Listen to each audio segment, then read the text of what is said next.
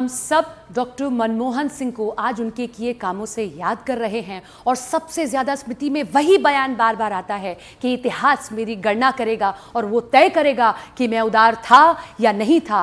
और इतिहास यही तय करता है कि जी हाँ, आप उदार थे, क्योंकि आपके उदारीकरण के कारण ही आज भारत इतनी आगे बढ़ा है कि हम सब, ये देखिए राहुल गांधी की तस्वीरें आ रही हैं शिवानी।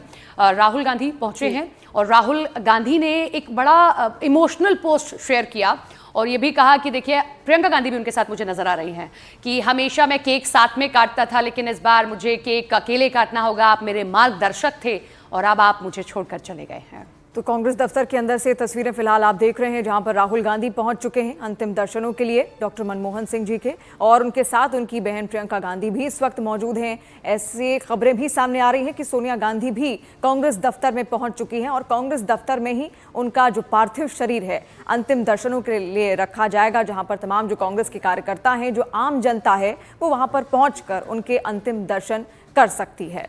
तो ये देखना है कि ये कांग्रेस दफ्तर के बाहर की तस्वीर हैं या मनमोहन सिंह के घर पर पहुंचे हैं प्रियंका गांधी और राहुल गांधी, क्योंकि कल भी वो वहां पर मौजूद थे और सबसे पहले पहुंचे, श्रद्धांजलि अर्पित की गई, अस्पताल में भी मौजूद थे। ये तस्वीरें जो आ रही हैं वो आप देख रहे हैं, जब प्रियंका गांधी और राहुल गांधी दोनों लोग ही पहुंचे हैं, श्रद्धांजलि अर्पित की गई और दोनों की तरफ से बड़ा इमोशनल पोस्ट किया गया, क्योंकि देखा उन्होंने मनमोहन सिंह के कामकाज को, और जब वो बड़े हो रहे थे, राजनीति को सीख भी रहे थे, और जब नया भारत गढ़ा जा रहा था। मुझे लगता है ये घर के बाहर की तस्वीरें हैं, मनमोहन सिंह के घर पहुंचे हैं राहुल गांधी और प्रियंका गांधी।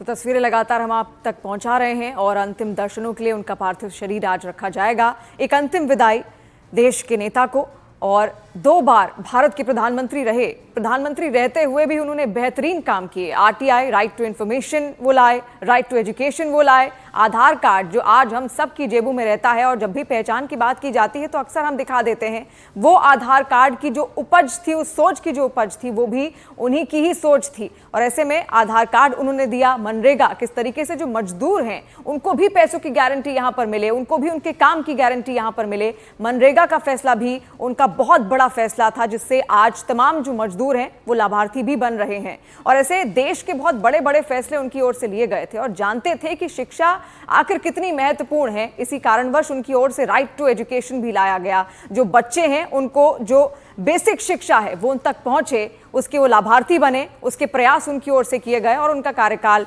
बतौर वित्त मंत्री तो हम सब ने देखा ही, सुना भी, उसका जिक्र भी आज तक भी पूरे देश भर में होता है, हर किसी के जहन में है। उनकी आर्थिक नीतियों का जो जिक्र है वो बार बार होता है। उदारीकरण, निजीकरण, स्थिरीकरण, किस तरीके से देश की अर्थव्यवस्था को स्थिर उन्होंने कर दिया था। क्योंकि एक वक्त ऐसा था 1985 के बाद, 1985 से 1990, जब खर्च ज्यादा हो रहा था और आमदनी कम, तब उस वक्त सोच यही थी कि अब आमदनी किस तरीके से बढ़ाई जाए ताकि खर्च मेंटेन किया जा सके या उसमें एक स्थिरीकरण लाया जा सके। वो तमाम प्रयास उनकी ओर से यहां पर किए गए थे। अरुण का रुख करते हैं। अरुण, कुछ तस्वीरें आप दिखा रहे हैं, कुछ बताना चाहते हैं?